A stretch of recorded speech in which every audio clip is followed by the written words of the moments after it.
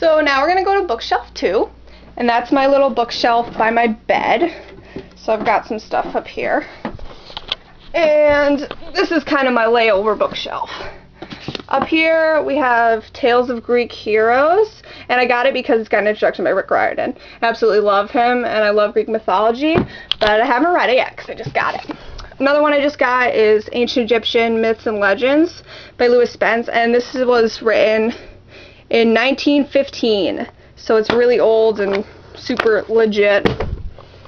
What else do we got up here? The Guild Vork comic, gotta have that.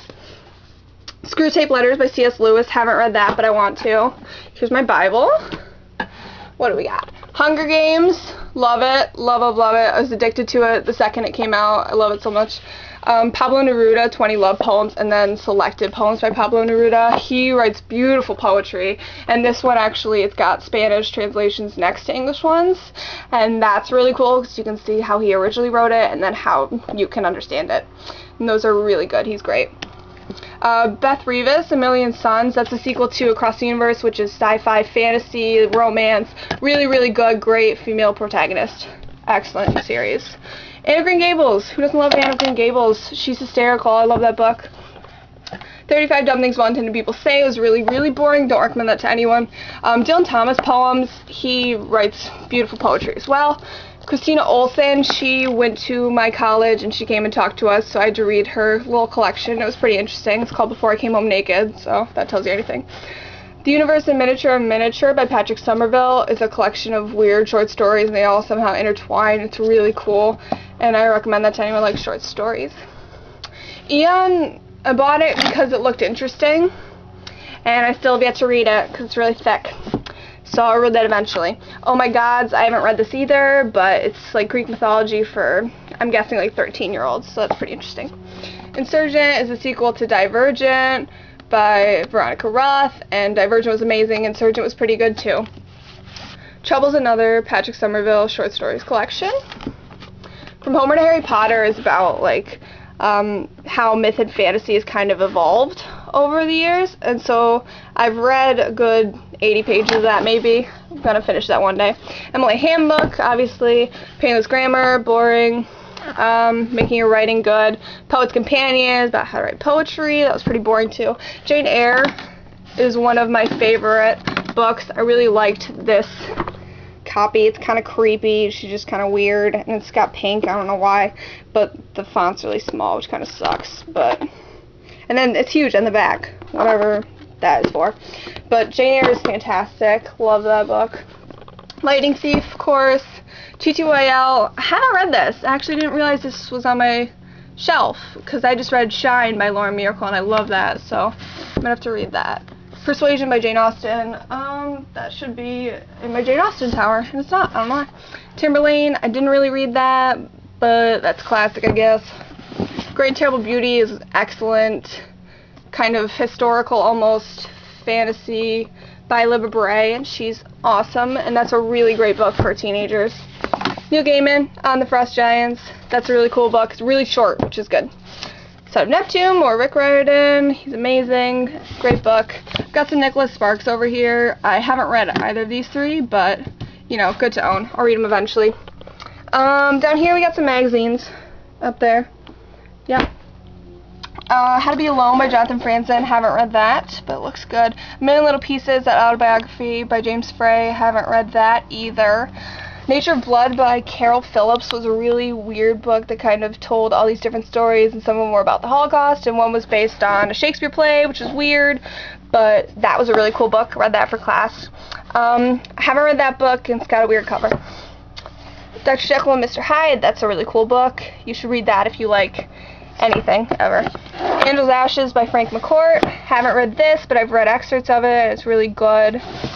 Here's my little Shakespeare collection. I've got King Lear, Othello, Measure for Measure, Hamlet, Twelfth Night, The Tempest, Winter's Tale. Hamlet and Twelfth Night are definitely my favorite. I absolutely love both of these. There's a great movie version of Twelfth Night with, frick, why am I forgetting so many names right now?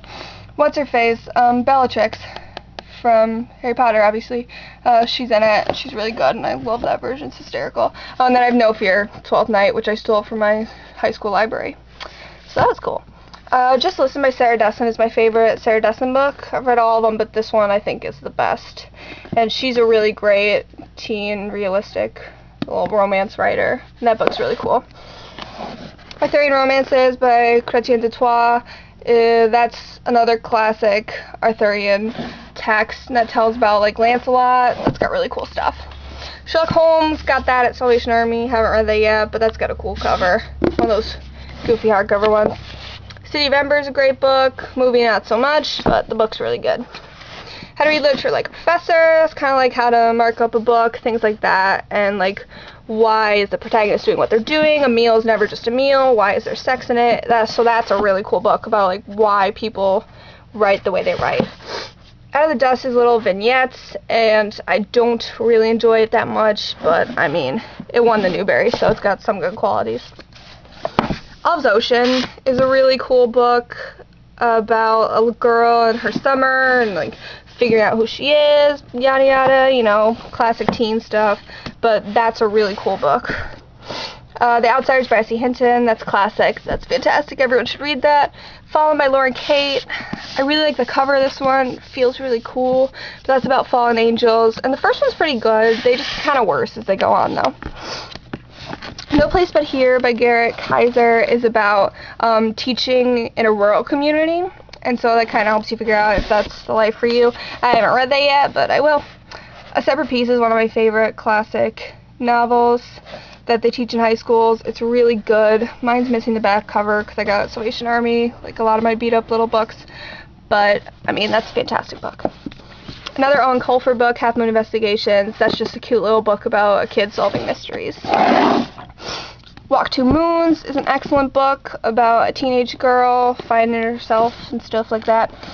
Jhumpa Lahiri, Interpreter of Melodies. That is short stories about India or Indian people, and it's really cool. It kind of helps you get in the culture. Tomb of Atuan by Ursula K. Le Guin. That is one of the Earthsea books, which was a series that I loved when I was younger, and this won the Newbery, and this is my favorite book, so that's why I own it, but I haven't read in a while. I recommend that to anyone who likes fantasy, and there's actually a mini-series of that by Sci-Fi. Horseman's Boy by C.S. Lewis, one of the Narnia books.